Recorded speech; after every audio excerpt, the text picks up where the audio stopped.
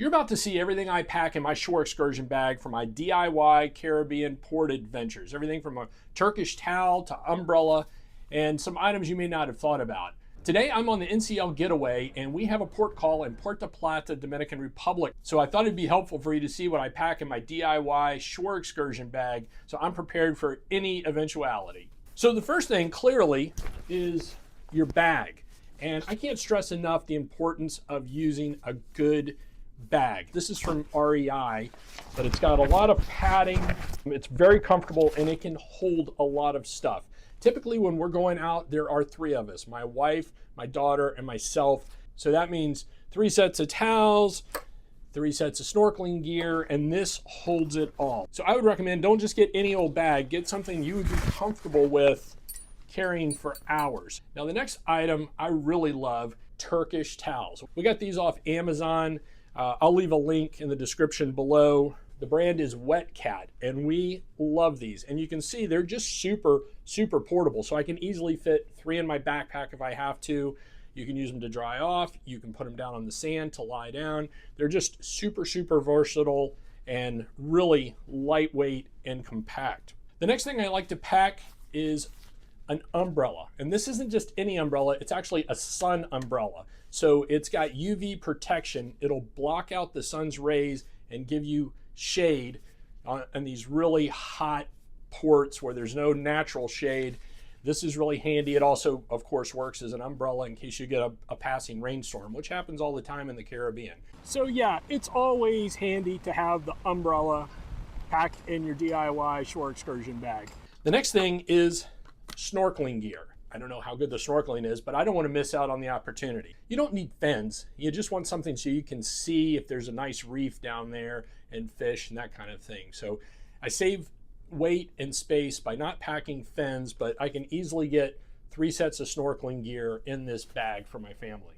Next thing, speaking of reefs, always have sunscreen. Sunscreen's critical. You're going to get burned up if you don't have it, but pick a reef-friendly sunscreen. There are differences. I went down a whole rabbit hole looking at different sunscreens, and make sure it's reef-friendly because the chemicals in a lot of sunscreens can damage coral reefs.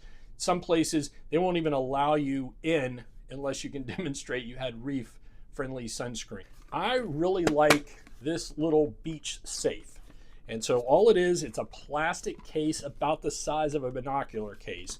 But the nice thing is if you're at a beach and you want to secure your stuff, it just opens right up and there's plenty of room for all your wallets, cell phones, any kind of valuables while you're swimming.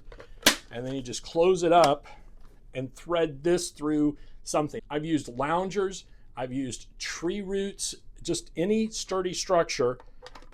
It's got a combination lock and also has a key lock. I just use the combination lock because I'm always afraid of losing the key. But you can see it just stores like that and you can lock it down.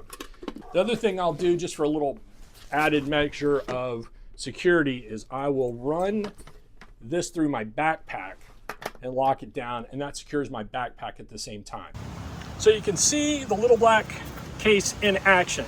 I've got it secured to the backpack, all my valuables in the black case, and then everything locked into this tree root. And now I'm just gonna head to the beach. This is a new addition that I have not tried yet. I've tried it on, but I haven't used it in action. So I'm gonna give this a shot tomorrow if I find a beach. And what it is, it's a beach poncho for you to change in. So it's basically a microfiber cloth and you just slide it over yourself and then you can change on the beach. It's a one-size-fits-all type of deal. So I will do a little follow-up and let you know how this worked. But this is a new addition, the beach poncho. Well, it wasn't an elegant solution, but the beach poncho actually worked. So I was able to successfully change into my bathing suit. Next couple of things are pretty straightforward. I always pack a couple of Band-Aids, some chapstick, and then I usually take however many bottles of water, typically 1 bottle of water for each person. And I usually just recycle water bottles. The ship's water is fine. And the nice thing with this backpack is it's got the side pockets You just affix it right in there. And if you've got 3 more water bottles, there's 3 more pockets there. Hydration is really key when you're out there on your own. So highly recommend bring your own water supply. And then the other thing I like to throw in are these packets. It's called Liquid IV. And so they replace electrolytes. It's similar to like a Gatorade or something like that, but it's super portable. And then you just dump, you know, and whenever you're refilling your water or anything like that, you can just dump these in there. Sunglasses. I never go out without my sunglasses for that sun protection and glare that you'll see in the Caribbean. And finally, I always bring a backup power battery. So one of the things about exploring on your own, you're going to be dependent on your phone. This battery pack will give me 2 full charges on my phone. So pretty critical piece of gear, I think. A bathing suit, I'll just pack that in my bag. I'll often bring a sun shirt to just give that extra layer of protection. It's long sleeve, it's SPF 50. Certainly if I'm going to a beach or something like that, I will wear that. Want to recommend these shirts. You know, you may have seen me filming in these shirts and other videos.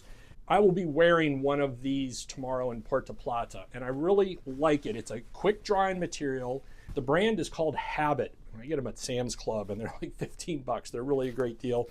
And the other thing I like about it is it's vented in the back. So it really keeps you cool. So that's a mesh and then an open there. I'm not sponsored by any of these products. They're just ones I believe in. So I'll add all the links down below. And finally, I'll usually throw in some snacks, like some energy bars, something like that. And the last thing is I always include a couple of gallon Ziploc bags. You just never know, you know, what you're going to be picking up or what's going to get wet. You want to put a wet bathing suit in the backpack, something like that.